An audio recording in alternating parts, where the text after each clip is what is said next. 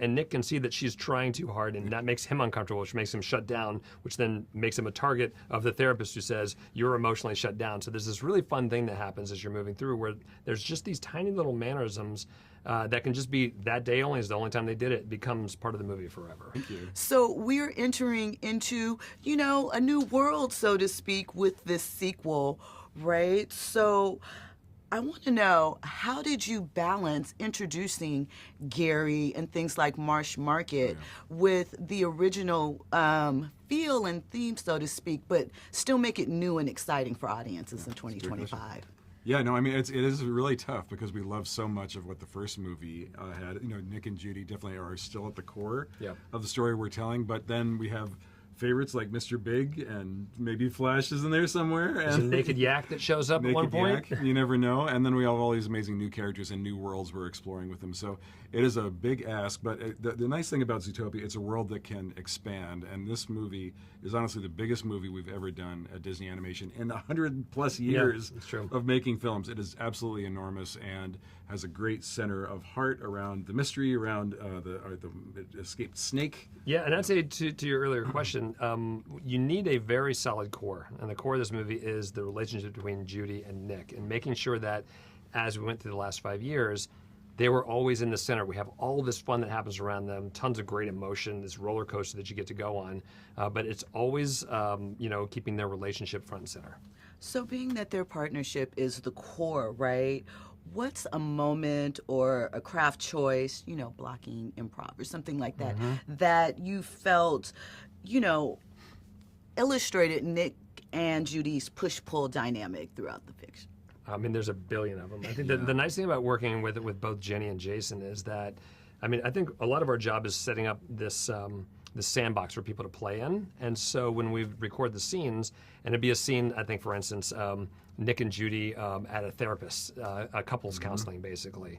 And just to see their little mannerisms in there. Like, you get a lot from Jenny of, she clearly wants to tell the whole class, everything's fine, we don't deserve to be here, we're great partners, and Nick can see that she's trying too hard, and that makes him uncomfortable, which makes him shut down, which then makes him a target of the therapist who says, you're emotionally shut down. So there's this really fun thing that happens as you're moving through where there's just these tiny little mannerisms that can just be that day only is the only time they did it. It becomes part of the movie forever. I love that answer. So with the expansion of the world, there are, richer civic layer to it, and a pace that, is obviously comedy, but there's some of those beats and moments. So what's it like balancing that comedy, kind of the storyline for families as well as the adults who get the joke on the inside? Honestly, it's like one of the most fun things. It is this big challenge because you have to entertain all ages.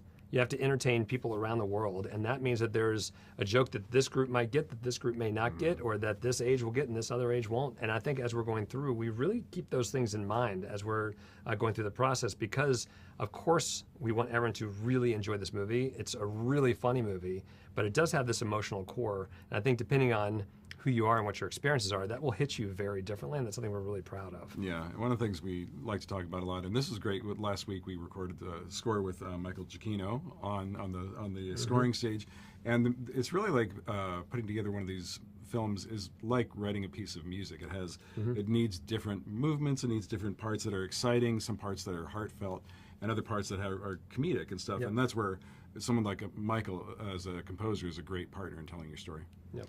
So last question and wrapping up. We have lots of guest stars this time around, lots of new additions, cameos. But, Gary, we have a special person playing Gary. Yeah. What were the characteristics that he brought to the role that you loved, that you just wanted to pull out more? Absolutely. Well, he's 1,000% heart, and I think that's the big part of this, is we knew we were going to introduce reptiles into this world. They weren't part of the movie, the first film. And we knew we wanted the scariest looking snake imaginable, but we wanted to pair that with the sweetest voice coming out of that character, and for us to fall in love with this highly venomous pit viper. So I think something that Key brought was this enthusiasm, this optimism, this hope. Like, he's innately that person. A lot of the times when we bring an actor in, we just ask them to be themselves. And every time he come in, he's just this absolute bundle of joy. Yeah. And that's what you'll see in Gary. He's a goofball too. He's so fun and relaxed and heartfelt. And he's a great actor too. And he's also good at martial arts, which makes an appearance in the film as well. Exactly. A lot of martial arts sound effects that he did, and he was punching the air as he did it very aggressively. For free. Yeah. Amazing.